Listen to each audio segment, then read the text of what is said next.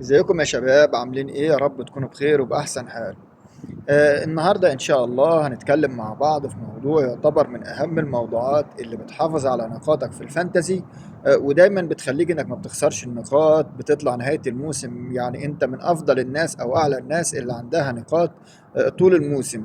الحاجة اللي جاي اتكلم عنها النهاردة هي جودة اللاعب. يعني ايه جودة اللاعب؟ طبعا يا شباب احنا عندنا نوعين من الجودة. في جودة بتعتمد على المال اللي هو السعر الأعلى، وفي جودة بتعتمد على إمكانيات وقدرات اللاعب، إن اللاعب ده كده كده يعني هيعمل حاجة كويسة طول الموسم. طبعا الناس اللي بتعتمد على جودة المال طبعا منهم مثلا محمد صلاح اللي ب 14.5 مليون، هالاند ب 14 مليون، ساكا ب 10. عندك كمان مثلا واحد زي كول بالمر. في ناس كتير. انا معاهم اتفق تماما مع ان هم فعلا هم لما حطوا اسعار اللعيبه دي يا شباب ما حطوهاش وخلاص، هم عارفين ان المجموعه دي اللي هي سعرها غالي هي فعلا متوقعه تعمل حاجه، يعني اكتر ناس تجيب نقاط في الموسم، وده فعلا اللي هيحصل في نهايه الموسم. يعني سيبك من الناس اللي بتلقط نقاط دي طول الموسم، ولكن المجموعه دي صلاح، هالاند، بالمر، ساكا، موبيمو، ما اعرفش مين دول، دايما في نهايه الموسم بنلاقيهم اعلى ناس. وان كان عندي تحفظ شويه على حته موبيمو، ان موبيمو في برنتفورد بصراحه كان الراجل اكثر فعاليه وكان نجم الفريق وكنا بنشوفه افضل من كده. لحد دلوقتي موبيمو يعني انا شايف ان هو يعني كانت نسبة امتلاكه في برنتفورد أعلى بكتير من نسبة امتلاكه من من ساعة ما راح مانشستر يونايتد. عامة خلينا نشوف الراجل في الآخر هيعمل إيه، لسه بدري، إحنا يا دوبك الراجل ما لعبش غير جولة واحدة. خلينا نشوفه النهاردة إن شاء الله هيعمل إيه تاني. المهم يا شباب ان احنا زي ما قلت لك عندنا نوعين من الجوده. فانت عندك في لعيبه كويسه بسعر كويس، ما ينفعش اروح ابيع اللاعب ده بمجرد ان ما جابش نقاط. على سبيل المثال عندنا واحد زي باكيتا. باكيتا يعني انا من ضمن الناس اللي اخترته في التشكيله من اول جوله. ليه؟ لان انا عارف ان باكيتا لعيب كبير. كمان مش قصة لعيب كبير بس، الراجل يا شباب معاه ضربات الجزاء. يعني ممكن في اي لحظة يحرز ضربة جزاء ياخد بونص، ممكن يعمل اسيست، ممكن يحرز هدف زي امبارح. فالراجل انا متأكد ان جودة عالية. فمع اول جولة باكيتا لما اتهزم 3-0 من ساندرلاند والراجل ما عملش حاجة، بصيت لقيت يعني ناس كتيرة باعته، نسبة ملكيته والراجل كان ب 6 مليون نزل ل 5,900. طبعا انا من ضمن الناس اللي عندها باكيتا. في الحاله دي طبعا كان الطبيعي المفروض اعمل زي الناس واقول لا انا لازم اتخلص من باكيتا، ده اول جوله ما جابش نقاط. بالعكس، انا عملت عكس الناس تماما وقلت لا، باكيتا لعيب كبير، باكيتا لازم طول الموسم هيحرز نقاط. مفيش لاعب هيحرز كل المباريات نقاط ومفيش لاعب هيغيب عن كل المباريات. في الاخر هتلاقي المحصله واحده اللي هتفرق معاك انك ما تخسرش في اللعيبه والتغييرات على الفاضي. يعني انا شايف مفيش داعي للناس اللي خسرت التغيير في باكيتا في نص الملعب. انت دلوقتي خسرت، كان عندك باكيتا، الراجل ما جابش غير 3 نقاط المباراه اللي فاتت او نقطتين تقريبا، فرحت بايعه. جيت المباراة دي طبعا انت خسرت التغيير، الراجل يفاجئنا ويجيب لك 9 نقاط. وارد ان المباراة التانية تكون اسهل عليه اللي جاية فيجيب اكتر، فانت تبقى خسرت واحد زي باكيتا ترجع تدور عليه وفي نفس الوقت خسرت تغيير. فاللي عايز اوصله لكم يا شباب ان مش كل لعيب علشان ما يعملش حاجة عندنا نبيعه، لا لازم نصبر عليه. زي ما قلت لك انا صبرت على باكيتا، بل بالعكس كمان، ده انا عندي باكيتا هيلاعب تشيلسي، وعندي هاري ويلسون بتاع فولهام هيلاعب مانشستر يونايتد، وعندي امادو ديالو من مانشستر هيلاعب طبعا فولهام. يعني هاري ويلسون هيلاعب مانشستر يونايتد، الاثنين العكس. ومع ذلك نزلت باكيتا اللي عنده مباراة صعبة امام تشيلسي، لان انا عارف ان باكيتا لعيب كتير كبير، في وقت ممكن يحرز هدف يصنع هدف، غير ان الراجل معاه ضربات الجزاء في وقت ممكن تجيله ضربة جزاء. كمان انا فضلت هاري ويلسون على امادو ديالو، رغم العقل والمنطق يقول لك المفروض ان انت تنزل امادو ديالو مش هاري ويلسون. لا، هي يا شباب بتبقى العكس، لان امادو ديالو في كونيا معاه ممكن يحرز هدف، في برونو فرنانديز، في موبويمو، في هوايلند راس الحربة. المهم في لعيبه في كتيره في مانشستر يونايتد ممكن تحرز، حتى دورجو الراجل اللي بيلعب مدافع ممكن يحرز اهداف. ولكن انا فضلت هاري ويلسون لاني في فريق زي فولهام هم اتنين او ثلاثه اللي اكيد هيجي عن طريقهم الاهداف، والفرقه دي طبعا كلها بتحرز اهداف. فنسبه احراز هاري ويلسون للاهداف والصناعه اعلى من نسبه امادو ديالو، لان امادو ديالو زي ما قلت لك معاه اكتر من لاعب بيشاركوا. ومع ذلك لا، انا فضلت ان احط هاري ويلسون. طبعا وارد ان امادو ديالو يتالق النهارده وهاري ويلسون ما يعملش حاجه، بس اشمعنى كده ان انا رايح ابيع هاري ويلسون.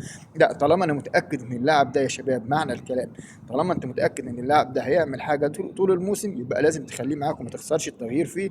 ادي الناس اللي باعت باكيتها كلها خسرت التغيير، وفي نفس الوقت باكيتا جاب 9 نقاط رغم ان مغلوب 5-1 الراجل، ومع ذلك خد 2 بونص.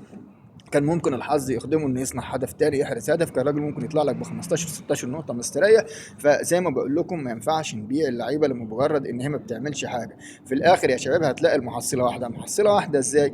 انت عندك واحد زي جواو بيدرو، اول مباراه مع نيوكاسل الراجل طلع 0-0 ما عملش حاجه، طلع بنقطتين، طلع بلان.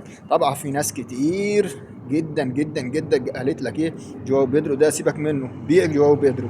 الناس تتفاجئ ان جواو بيدرو النهارده الراجل ما شاء الله احرز هدف، صنع هدفين، 3 بونص يعني 6 نقاط، وخمسة او 4 الهدف، وعندك 6 الصناعة 10 نقاط، 2 المباريات ضد 12 و3 15 نقطة تقريبا.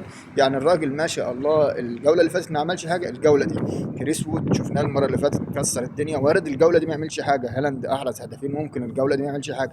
مش معنى إن اللاعب ما يعملش عندك حاجة إن أنت بمجرد على طول ما تنتهي، قبل ما تنتهي الجولة ببص الاقي الناس باعت اللعيبة دي. يا شباب يا شباب الله يرضى عليكم، اتكلمنا أكتر من مرة وقلنا بص على جودة اللاعب.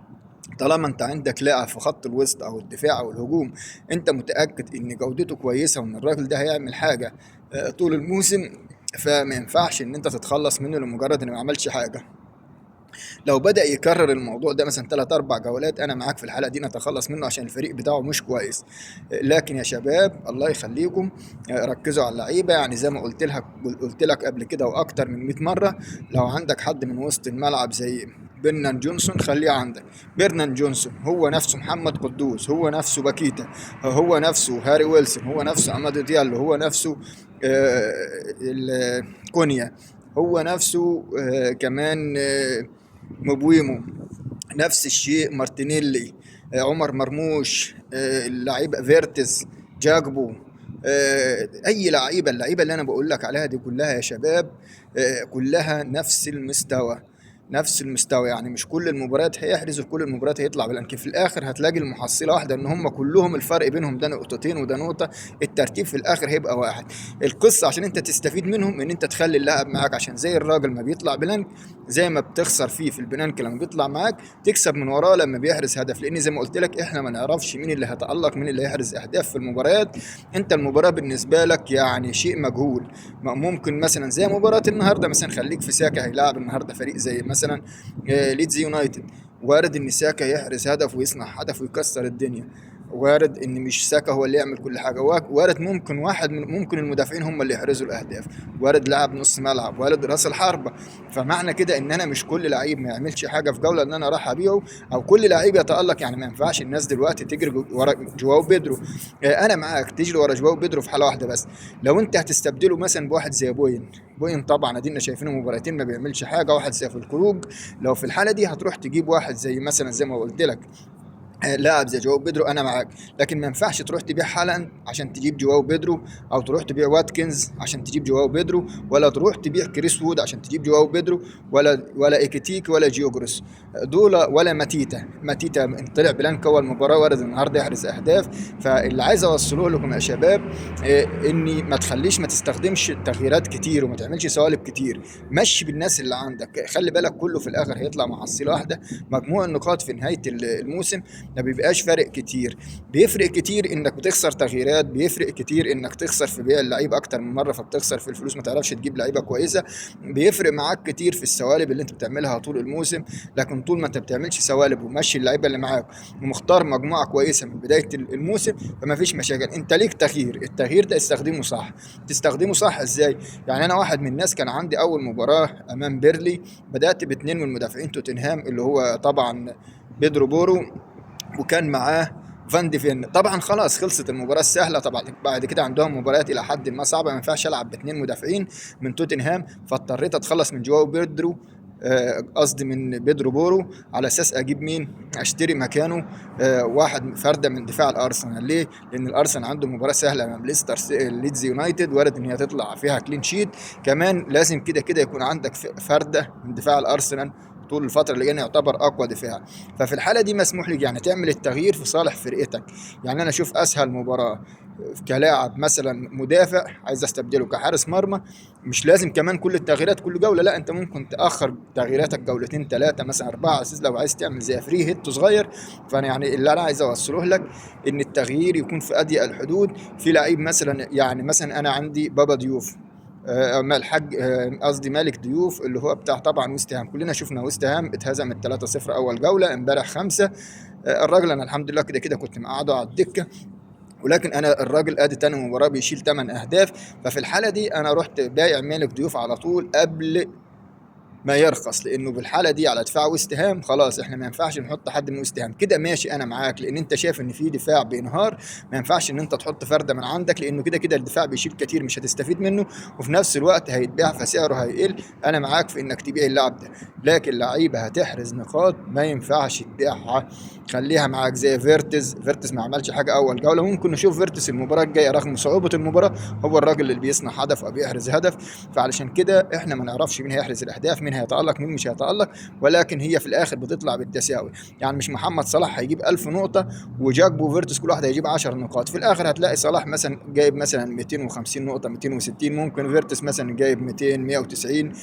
فانت لو هتعوض دي ماشي. يعني قصدي ان كل لعيب هتعمل اللعيبه اللي هي فئه واحده او امكانيات واحده. يعني قلت لك باكيتا مثلا، موبيمو، كونيا، امادو ديالو، بيرنان جونسون، اي لعيب من السيتي في خط الوسط، كلهم دول هتلاقيهم في الاخر توتال واحد. عشان كده يا شباب بلاش التغييرات الكتيره، بلاش تخسر تغييرتك، بلاش تخسر لاعيبتك. اتمنى التوفيق للجميع، والسلام عليكم ورحمه الله وبركاته.